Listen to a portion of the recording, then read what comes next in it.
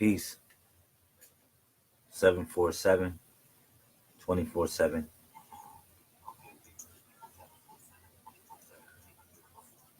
361 degrees. Peace to everybody that's going to come in the building. I love y'all. 747. So it is 1:01 a.m. 1:01 I.m. Peace to Sister Rania Muhammad. Assalamu alaikum. Sister, peace to Sister Ivana. What's going on? Let me do a little bit of share, see if I can wake a couple people up. What's going on with y'all? Feeling good right now.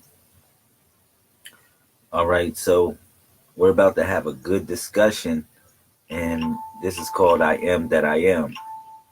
Peace to everybody that's on a late night. Just about to enjoy the conversation. If you in here, state your name, put it in the comment section if you're relevant.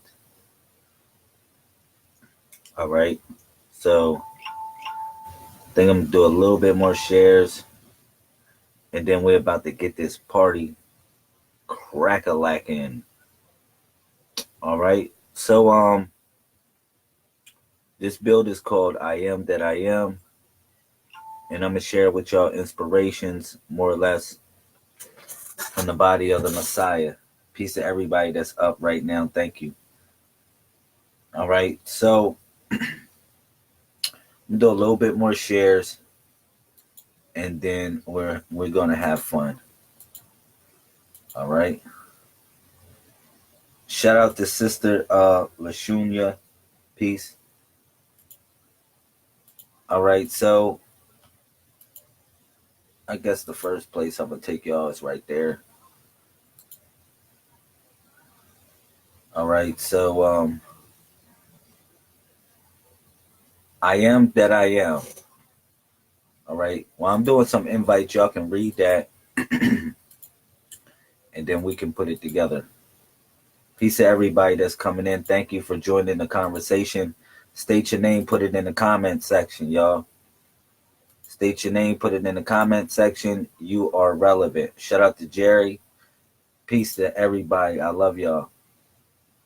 All right. So yeah. So now I am that I am is a common English translation from the Hebrew phrase ayah, ashir, ayah. All right. Also is I am who I am.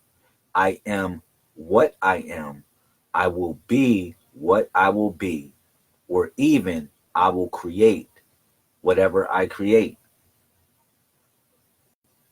I'm just just explaining this term because a lot of times people say I am that I am, but like I said, this is a term that was utilized even before we talk about it now, but it's a term that they say in English is I am that I am, but you already know also in Arabia we would say kun fayakun, all right?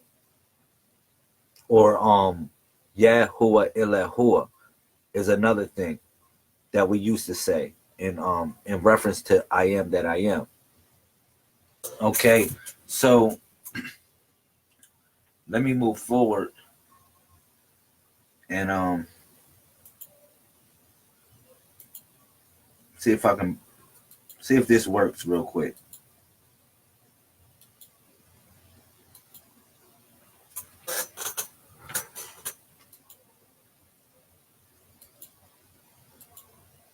Yeah, see if it'll let me do it. I don't know if it'll let me do it. Wow.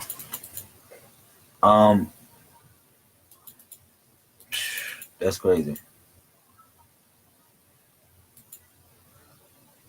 Anyhow, just breaking this down from because I wanted to show y'all this. This is in reference to everything flowing from your heart center. I wanted to show y'all the energies that flow from the heart center. All right. And when you say I am that I am, like I said, it's more than what people say I am that I am. I am that I am could also mean I am what I am, or I will be what I will be, or even I will create whatever I create, or I am what I am. All right. Shout out to Brother Moselle. Meta World Peace in the building. Thank you. Peace to everybody coming in the building. I am that I am. All right. So I bring this back to Revelations in reference to when you think about the tribes of Israel, right? You don't see the tribe of Dan, even though Dan is one of the tribes of Israel. Dan is missing. Now, Dan means to judge. Dan means to judge. No one here is the judge and jury of anyone because we are who we are, or I am that I am, period. All right. So, like I said in Revelations chapter 7, when they list the 12 tribes of Israel, or the crown chakra, which goes back to 12 Revelations chapter 12 verse 1, you know, when they list them, they don't list the tribe of Dan because Dan simply means to judge. All right. So I am that I am, and you are who you are, period. All right. Moving forward. Peace to Queen Rashu. Thank you for coming in the building. Thank you for everybody that supports the movement. All right. So in John chapter 1, First John chapter 1, verse 8 through 10, which is what we consider to be a 181. Now, when you see the number 181 or 18, I call that, or what is in connection to the body of the Messiah, it means the root or the wraith. The root or the wraith, meaning good or bad. All right? You can say it like that. You can connect it like that, but it's deeper than good and bad. All right? It's like energy healers and energy suckers, energy vampires. That's what I can say 181 means. All right? So just connecting up with this number, it says this. It says if we go around bragging we have no sin, then we are fooling ourselves that are strangers to truth. All right. But if we own up to our sins, God shows that he is faithful and just by forgiving us of our sins and purifying us from the pollution of all the bad things we have done.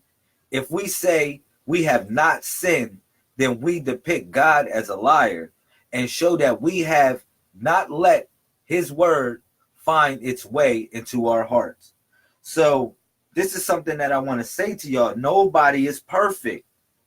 Nobody is perfect. You can go around bragging, acting like you full of it. Oh man, I love everybody.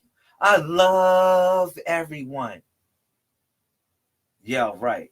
We don't love everybody. We truly don't love everybody. We love those that are particular to us. I'm going to keep it real. We don't love everybody. And if you did love everybody, you probably wouldn't have anything. Just like the Messiah came to a particular group of people, you have to come to a particular group of people to show them love. But you love your neighbor as yourself. Now, your neighbor is close to you. It's not a stranger. All right? So that's keeping it real, keeping it 100. All right? But what I'm telling y'all is this, that none of us is perfect. I am that I am. You are who you are. And whoever we are, it is what it is. All right? Let's move forward. Another 181, another 121 on here. All right? Utilizing the codex. Once again, utilizing the codex. It says this.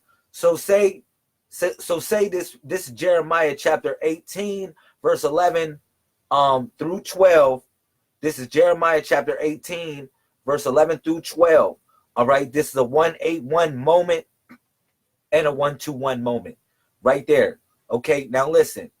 Now, you know the 181 deals with the energy vampires and the energy healers. And then you got the number 121, which deals with mental birth or the crown chakra. All right, so now you'll see it says, so say this to the people of Judah. All right, and those who live in Jerusalem. This is what the Lord says. I am preparing disaster for you and making plans against you. So stop doing evil. Change your ways and do what is right. But the people of Judah will answer, it won't do any good to try. We will continue to do what we want. Each of us will do what his stubborn, evil heart wants. All right, so this is a 181, a 121 moment. All right, so Judah, you already know, means to praise Yah, and also means to lead those to Yah, because it's Yahudah. All right, Yahudah. And Huda means the guide. All right, and then Yah means to praise. All right, but it can also mean to praise Yah or lead those to praise Yah. All right, in a certain sense, because that's who the Messiah was looking for. He was looking for the leaders. All right, or the guides. Depends on which language you using, either Arabic or Hebrew. If you go into the Hebrew, he's basically praising Judah. He's teaching people to praise Yah. And if you go into the Arabic, he's guiding those to Yah. So it's almost the same thing. But it says this, right? It says to those who live in Jerusalem, and Jerusalem is the city of peace, because the city of peace is your mind. It's when you have a peaceful state in your mind, a city of peace, because Jerusalem or Joris means law. Joris simply means law. Joris means law. All right. So that's how what's so deep on here, because it says Jerusalem. It means the law of peace, basically the law that designate peace, or the laws that circumvent peace. All right. So if you look at Jerusalem, Jerusalem can be any capacity, depends on how you compare it. Peace to Beijing Michael, peace, King. You already know. So it says this. It says, I am preparing disaster for you and making plans against you. So stop doing evil.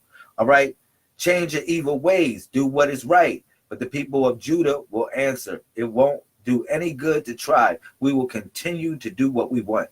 Each of us will do what his stubborn, evil heart wants. So it comes to the point that we have to figure out certain things, you know what I'm saying, and change certain ways that are stubborn. We all are learning here. You know what I'm saying? We are all growing. We are all in a capacity of becoming new beings or Nubians. But Nubians come from Nub, which is Africa, Nubia. And then Nub also means gold. All right. So this is the gold of Genesis 2:11, which is another 121 that was good in the land. When God said the gold of that land was good, talking about you, because you're the gold, the Nub, same thing, the Nubians. All right. So that's just phonetically speaking, connecting these things within the program. All right. So bringing this back to another 181. Like I said, if 181 doesn't mean this, then why did the Messiah said this in Mark chapter 10, verse 18, which is another 181? He said this, and the Messiah said unto him, why callest me thou good? Why thou callest me good? There is none good but one, that is God. So this is what's so deep, because he separated himself from the higher power, even though that they called Jesus Christ the higher power, but the Messiah was leading one to the higher power. All right. And what he says right here is that it's no good, including himself. He's not even good. And this is Mark chapter 10, verse 18. This is why I tell you it's the root and the rape. And how do you know you have the mark of God? I took you to the mark of God right there. That's how all of y'all know y'all have the mark of a Messiah, because I took you to Mark chapter 10 verse 18 right there. I took you to Mark chapter 10 verse 18. This is how you know you have the mark of a Messiah, because the Messiah said unto him, why hast thou callest me good? There is none but one that is good. That is one none good but one, that is God. All right, so that is telling you that 18 is the root and the rate. The root and the rate, when I'm telling y'all, in reference to what is good and what is bad. And they say the Messiah is all good, or they say whatever. Yeah, the Messiah is what it is, because a Messiah comes for a specific group of people, not the whole world. Because if you go into Matthew chapter 15, verse 22, it says he came for the lost sheep of the house of Israel. All right. So it was just a certain group of people that particular Messiah came to. But I don't believe in more or less the Bible Messiah, what y'all talk about in chronology speaking, because I say it's many messiahs that came, many messiahs, and it's a collective story of basically the body of the Messiah and what it registers as in the frequency of thought. So that's why I'm telling y'all in reference to Mark, how you know if you have the mark of the Messiah. I'm telling you right now. Why? And the Messiah said unto him, why hast thou called me good? There is none good but one, that is God. When you recognize that. All right. And then also how you know you have the mark of Messiah is because of the bruises that you take along the journey, along the course of your way, and you going through everything that you go through, you get marks on your body, meaning like battle wounds and stuff like that. And the marks on your body, which let you know more or less you're a Messiah because you got through that. You want to say, remember when I was shot before? I remember when I was shot before. I remember when I was jumped before. I remember I went through this and I had to go to jail and I had to do this and I had something got taken from me and this and I had to learn so many lessons. That's how you know you got the mark of a Messiah, because it's the bruises that heal. It's the bruises that heal. All right. So yeah, peace to the people. See if this will rock out. I don't know if it'll let me play it. But I want y'all to see something real quick.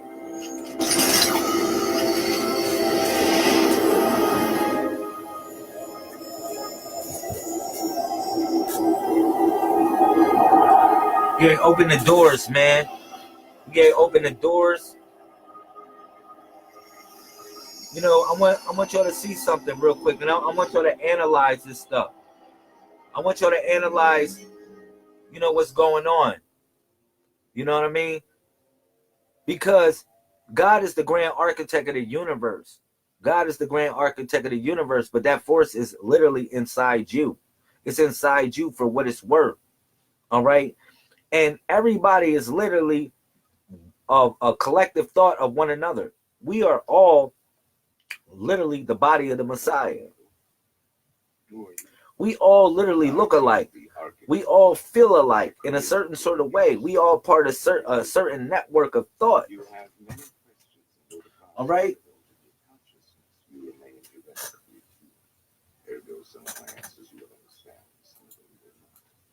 Concurrently, while your first question may be the most pertinent, you may or may not realize it is also the most irrelevant. Why am I here? Your life is the sum of the remainder of an unbalanced equation inherent to the programming of the eventuality of an anomaly which, despite my sincerest efforts, I have been unable to see if y'all can hear this. Is otherwise a harmony of mathematical precision.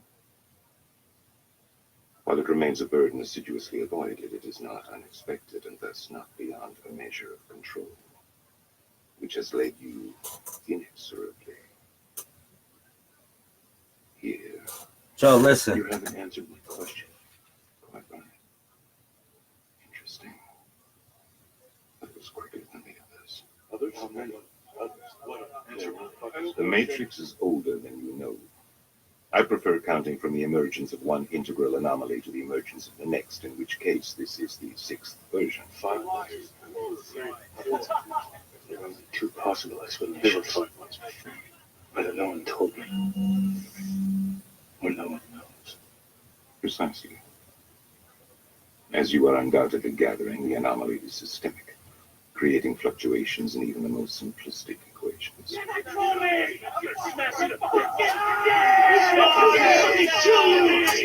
make me do anything like Choice. The problem is choice. The first matrix I designed was quite naturally perfect. It was a work of art, flawless, sublime, a triumph equaled only by its monumental failure.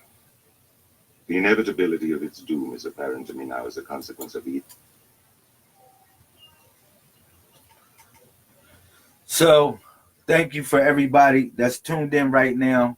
Listen, We're going to go to Proverbs chapter 11, verse 20 through 21. This is the 1-2-1.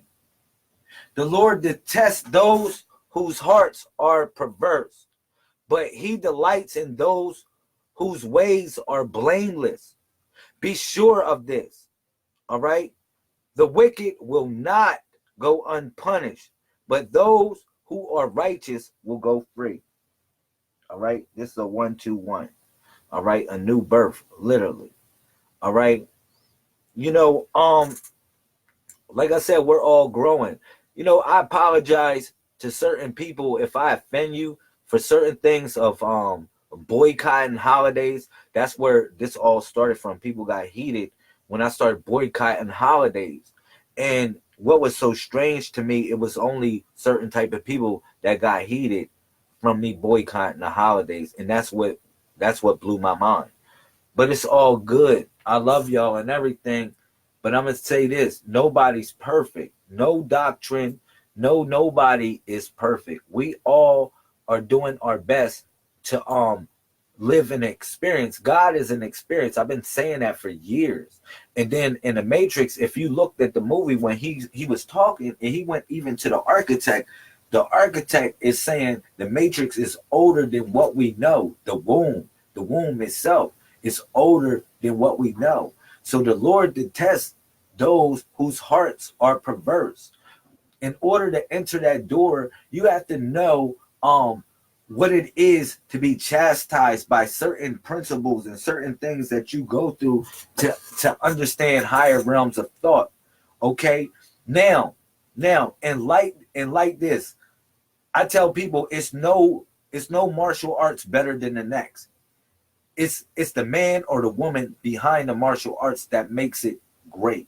That's the thing that people have to understand in any formula that you connect with, which we consider to be spirituality. I don't call it spirituality. I call it technology. All right. So this is something that I wanted to give y'all. Matthew chapter 6, 14 through 15. All right, 141, 151 in the framework of the 6, right?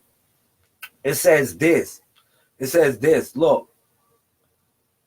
It says, because if you forgive people their offensive, the Heavenly Father will forgive you.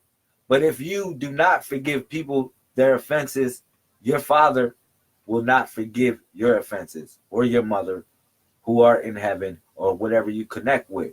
All right, this is a principle. This is a universal principle. All right, you know, you got to forgive people. You know, people say, well, Lamel, you move with hatred in your heart. It's no hatred in my heart at all.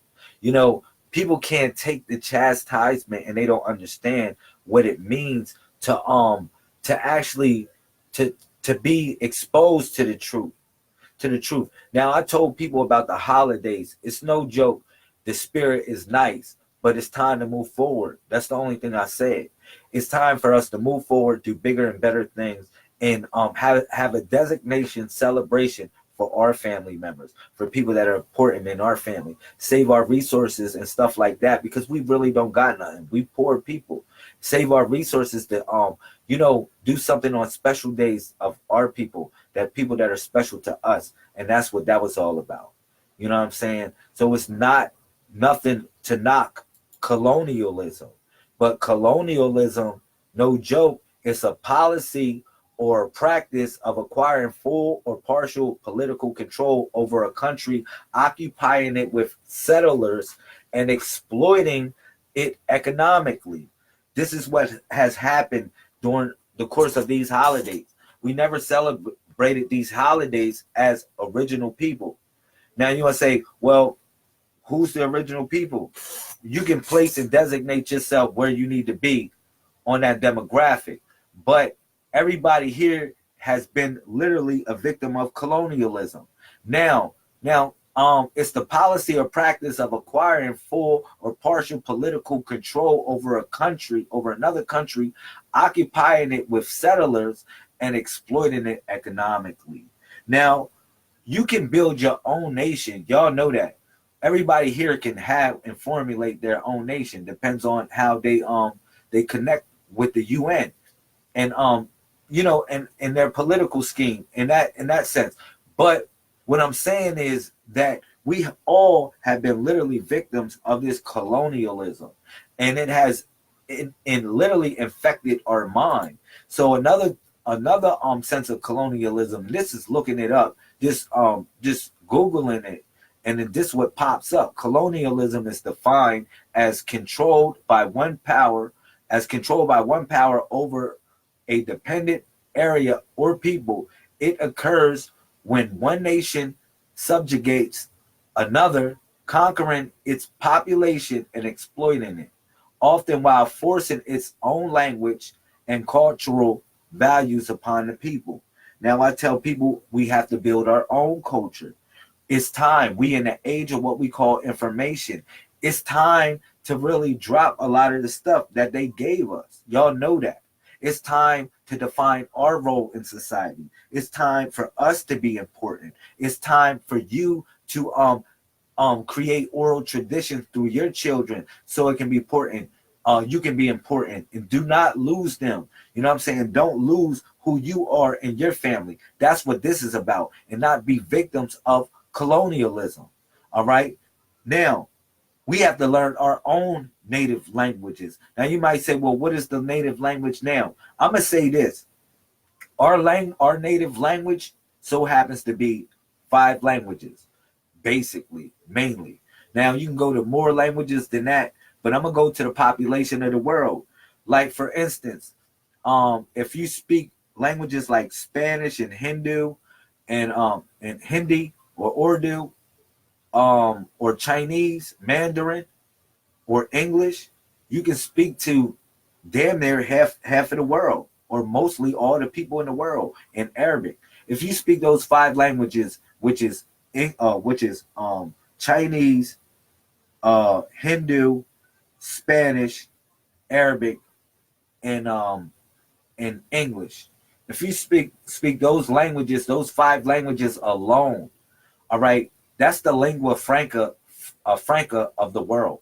If you want to be real about it, the lingua franca of the world so happens to be those 5 languages, because you'll practically be able to speak to everybody in the world and understand their emotions and how they feel, so you won't be a victim of colonialism. Now, those people so happen to be melanated people. Most of those people, in 99.9% of those people are melanated. You might say, well, why would you say that? Because everybody has melanin in them, whether you white or black. It doesn't matter. You just have melanin in you.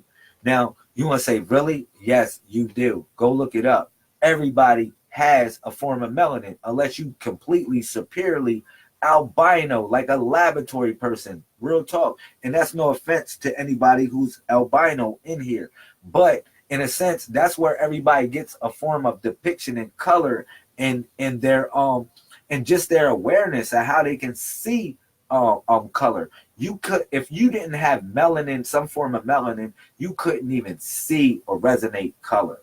Like, you couldn't even be able to see the spectrum of light. All right, that's, keep it real. If if you can't see it in blindness, you can feel it. The same thing, because that's melanin. Everybody has a form of melanin. That's the dark energy that has basically affected or infected the universe. So now it's liberation everywhere. It's liberations in many countries, and it's going to be a liberation of your mind, body, and spirit. Your mind, body, and spirit, if you're not a victim of colonial policy. And you might say, well, what is colonial policy? Colonial policy is a policy of enslavement by exploitation through the military, political, and economic coercion of peoples, countries, and territories, primarily economically less developed ones with populations of another nationality than that of a metropolitan country. So what y'all got to pay attention to is this. This is what's happening in the hood near you.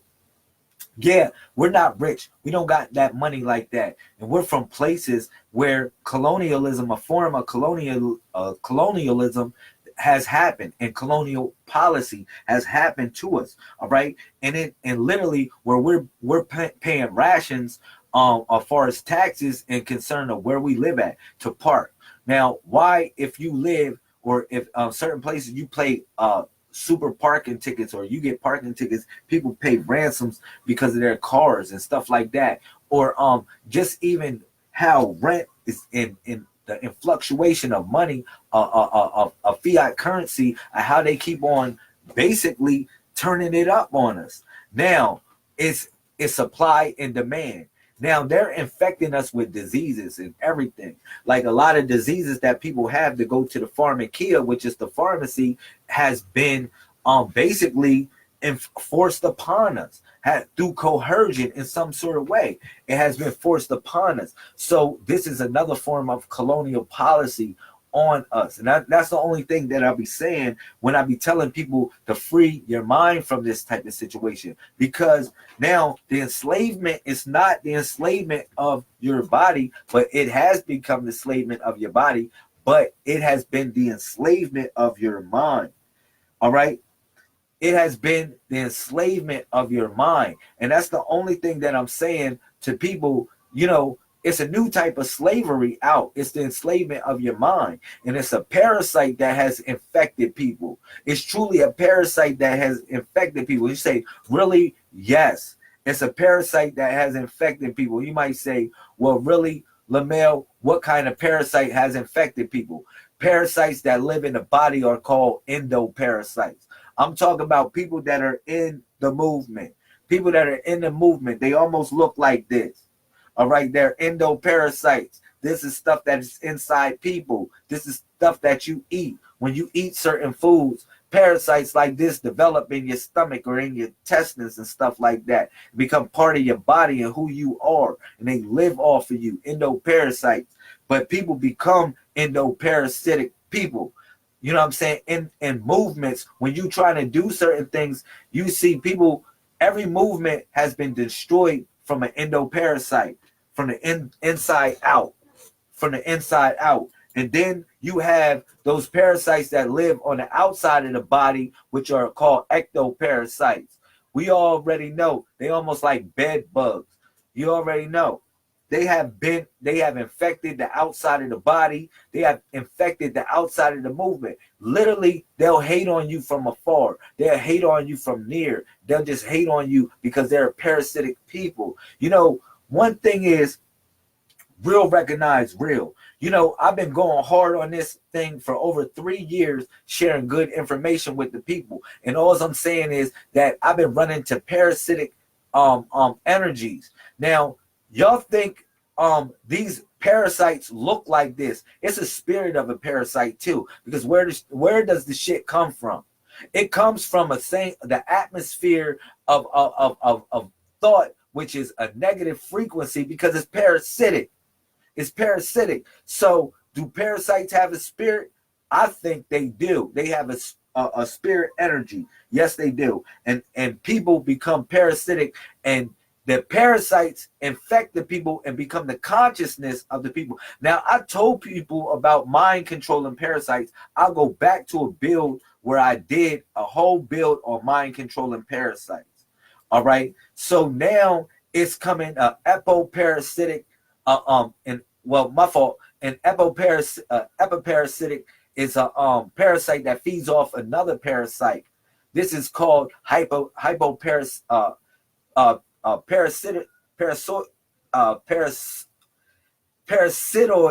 My fault if I said that wrong. Parasitoism. If I said it wrong, my fault. That's the first time I saw that, even though I put it on here. It's parasitoidism. All right. So but epiparasite is the same thing that is deeper than basically ectoparasite or an endoparasite. So I'm talking about an epiparasite, which is a parasite that feeds off another parasite. All right. This is people that feed off of hatred. This is people that feed off another hatred.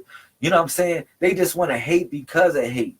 All right. And that energy becomes infectious to the point where as though you got to clear yourself and you got to fast yourself from these energies. Okay. Why is that? I'm going to tell you why. This is the main reason why. See if he'll let me play this one. Yeah, this is the main reason why. If he'll let me play this, this is real. I want y'all to see this. Yeah. Pay attention. Pay attention to what he says in there. That system is our enemy. When you're inside, you look around, what do you see? Businessmen, teachers, lawyers, carpenters, the very minds of the people we are trying to save. But until we do, these people are still a part of that system, and that makes them our enemy. You have to understand, most of these people are not ready to be unplugged. And many of them are systems that they will fight to protect it. Were you listening to me, Neo? Or were you looking at the woman in the red dress? I was. Look again.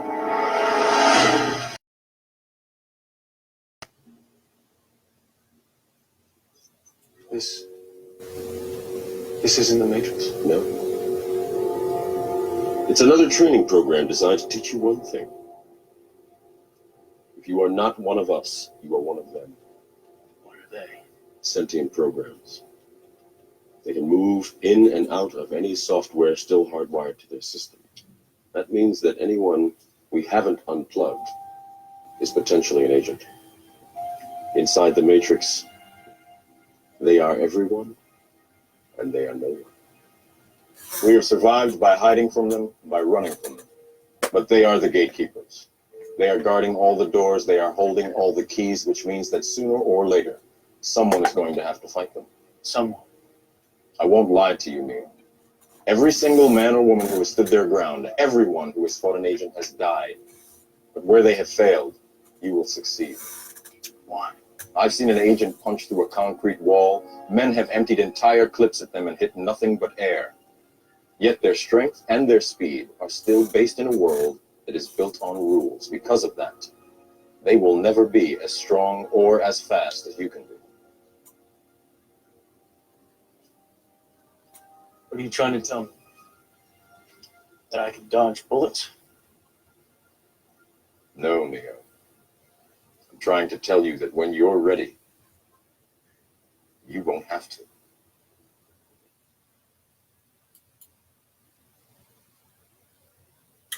All right, peace to the people. This goes back to the build I am that I am. All right. You know, in the Matrix, what we living in, y'all, I'm telling you,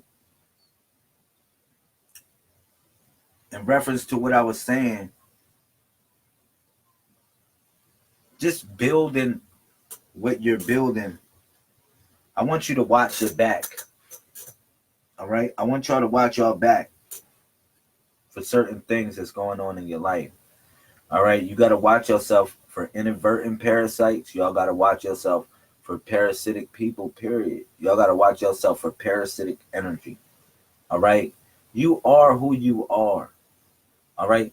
In a sense of this. You know, you can't please everybody. You know, you serve the world for what you serve the world to be. All right? Now, back to I am that I am, I brought that back to Ayah, Ashir, Ayah, which is also mean I am who I am what I am, I will be what I will be, or even I will create what I will create, what I create. So I want y'all to tap into that force. All right. But along the course of what you're doing, I want you to be aware. Be aware of certain things. Okay? Because we all are going to face challenges. We all are going to face people that are judgmental in a sense. Now, people might say, well, Lamel, you're judgmental in the sense of you're not conforming to the ways of the world. Now, I tell people this in a sense. You know, I'm a Messiah just like you're a Messiah. I came for a particular group of people. All right. A Messiah is a savior of a particular group of people or a cause. All right. I came for a certain group of people. You know, I didn't come for everybody. So people that are attached to that world, it's many worlds. All right, just like it's many planets. Now, people, it's difference between the world and the planet, and we know that. All right, but being in tune with the world, I'm telling y'all, it's best for you to be in tune with your family. You know, you connect with the world in a sense because you move with the beat. We're familiar with the world. But when the world is doing its job to make us assimilate ourselves to the point where we are forgotten, that's when we are not a part of it. All right. And it's many things that we have to build as tribal people. It's many things that we have to consolidate as tribal people. And that right there so happens to be our people. Now you might say, well, who is our people? Now, the people that connect with you and your harmony of thought are your people, because everybody moves, everybody has a frequency, male or female, everybody has a frequency, a magnetic grid that comes from your heart. That comes from your heart. It's a magnetic grid that literally comes from your heart, and it's about 3 to 9 feet away from you, this magnetic grid. So you literally can feel people when they get this close to you. But sometimes you can extend your magnetic grid out further to more than 9 feet, to hundreds of feet, even miles. You can extend it. You ever be walking, or sometimes you get somebody scares you? That's when they interfere in your magnetic grid. See, your magnetic grid is like a pool of water that it's like sneaking up, and it's feeling, it's psychically, it's feeling everything that's around you for it grows. It literally grows. The magnetic grid, it grows as it resonates, and you start to feel until somebody shocks you and actually scares the shit out of you and actually breaks up your magnetic grid in some sort of way. Now, that is a fact, Jack, that everybody has some sort of magnetic energy that's coming from them. Now, electric is actually accompanied by magnetism. Electricity is accompanied by magnetism. So your heart and everything flows on electricity. So it is connected with magnetism also. There's a formula behind what is your heart, the frequency of your heart, and the electromagnetic pulse of your heart and how it resonates. It's a whole formula behind this and how to tap into it. And they are figuring out ways to tap into this through 7G. All right? Real talk. You say, really? They got 7G out, Lamel? Yes, they do. They got 7G out. All right? They figuring out ways to tap into this. All right? Now you're going to say, how is that? Trust me on this. Now, if they had the GPS in the 60s, in the 50s, you know what I'm saying? Why? And we just getting the GPS right now. Imagine the stuff that they got. I'm just saying, keep it real. Just keep it real. Imagine the stuff that they got. You know they got the stuff. A lot of stuff that's science fiction that we watch, right? A lot of stuff that we watch science fiction nowadays. Remember when people were watching films that were science fiction, like the Jetsons? A lot of stuff in the Jetsons was science fiction. Now it's not science fiction no more. The cartoon, the Jetsons. Yeah, real talk. People live in high rises now. It may not look like that, but it's almost the same situation where people live like the Jetsons. All right. But yeah, man, I just wanted to tell y'all, upgrade y'all technology, your spiritual technology. Upgrade it. I apologize for anybody I offend. I'm not for white people, black people. I'm just for people. All right. Now, if you get offended if I talk about white colonialism, this is how I feel about white colonialism. I broke that down. Matter of fact, I just looked it up and showed y'all what I feel about it, and that's what's expressed to the world. Now, is that right or wrong? Depends on what end of the bargain you get in you partaking of this. But you know, I'm gonna say this: it's time to free your mind. It's time to free your mind and understand that we are in control. It's time for us to become great. It's time for us to do great things and know who and what we are as a people, and not being superimposed by colonialism, some form of colonialism. It's still happening to us. Look, it's like, you know, this is like Sun Tzu. This is like almost like a war tactic, colonialism. This is like a war tactic that people mastered. All right. So it has literally enslaved the minds and bodies of the people. And I'm telling people right now, in a spiritual context, wake up and become new beings, or new beings. Become new beings. You know, it's time for us to invent our new culture, our culture. Now, you might say, well, who's a part of the tribe? Now, we got our own tribe, those people that think and function like us, those people that operate on the same beat, the rhythm of life. Because if you want to keep it real, everybody has a certain tone that they function on. And then when they function on this tone, right, what happens? Um yeah, they when they function on this tone, they start to resonate on that tone, and you resonate on the same frequency, and you create chords of harmony. All right.